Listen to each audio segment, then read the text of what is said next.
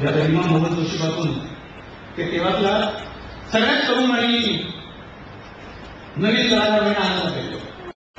असे मोठमोठे कलाकार घेऊन त्यांनी डायरेक्ट क्रांती एक्सपेरिमेंटल नाटक आमच्या भाडूकडे जाऊन कमर्शियल सुरुवात आणि डायरेक्ट इमामावर काम आणि त्याच्या सुदैवाने त्याला टीव्ही सिरियल आहे.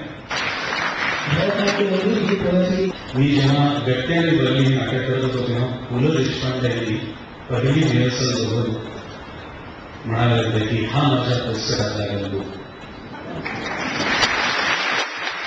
त्या दिवशी मला खूप आनंद झाला. मला जे जीवनाचं साध्य झाल्यासारखं वाटलं होतं तोच आनंद आज मला होतो.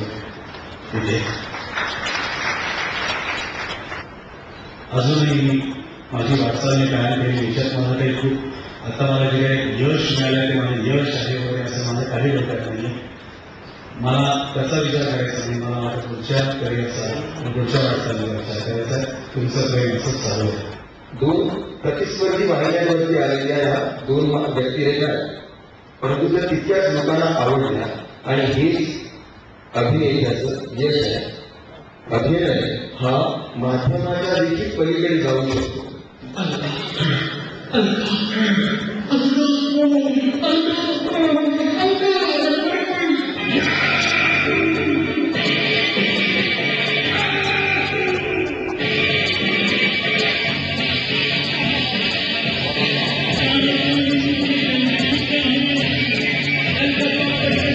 हे माध्यम जे फुललेले आहे हे अभ्यंकरांसारख्या प्रसार दरबार अभिनेता मिळवलेले आहे.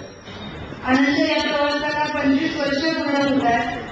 पण आम्हाला सगळ्यांच्या वतीने एवढंच बोलते की आनंद वी ऑल प्रवासी. मी तर आता असं विधान केलं की येणाऱ्या काही काळामध्ये अनुपम खेर किंवा संजीव कुमार सारख्याच स्टेजरच्या भूमिका त्याच्याकडनं घडल्या. त्याचं कारण असं अनंतला अनेक प्रश्नाचा विचारायचा आहे की दीनानाथ शास्त्रींचं मगाचं टीव्ही करता केलेलं तुझं शूटिंग आम्ही बघत होतो ते आता या पडद्यामध्ये बघितलं. पण ते जर आपण आता समोर आपण हा जो पडदा बघता आहात या मोठ्या पडद्यावर जरी आपण बघितलं असतं तरी आपल्याला ते चित्रपट इतकंच उत्कंठाबद्दल वाटलं असतं. ह्याच्या मागचं नेमकं वर्किंग काय? म्हणजे मी दिग्दर्शनाच्या हाताला नव्हते. मला जसं माझे अनंतराव म्हणाले की मला कुठली नक्कल करता येत नाही, मिमिक्री करता येत नाही, मी कोणाचे आवाज साधून जाऊ शकत नाही. मी माझं ओन कॅरेक्टर डेव्हलप करत असतो. जसं दीनानाथ शास्त्री हे मला कोणीही कॅरेक्टर सांगितलं की तू असं कर असं कर. जेव्हा दीनानाथ शास्त्रीचा गेटअप ठरला तेव्हा मी माझ्या मनाशी ठरवलं की मला दीनानाथ तो एक ऍक्टरचा अनुभव असतो. आणि त्या कालखंडाविषयी काही सांगशील का?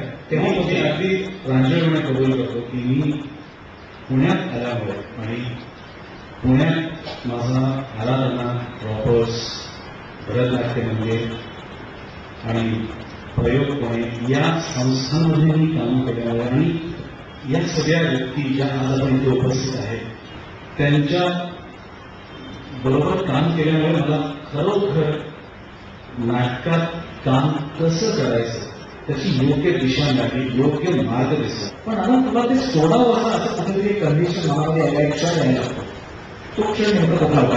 ते आता मी काही डिटेल्स सांगत नाही पण ते पूर्व्याच काळात टिंगलन मधनं तिथून मी मुंबईत गेलो. मुंबईत दुसरं नाटक मिळेपर्यंत रोज रवींद्रमध्ये येणारा प्रत्येक माणूस हा प्रोड्युसर असेल, दिग्दर्शक असेल या आशेने आम्ही त्याच्याकडे बघायचो.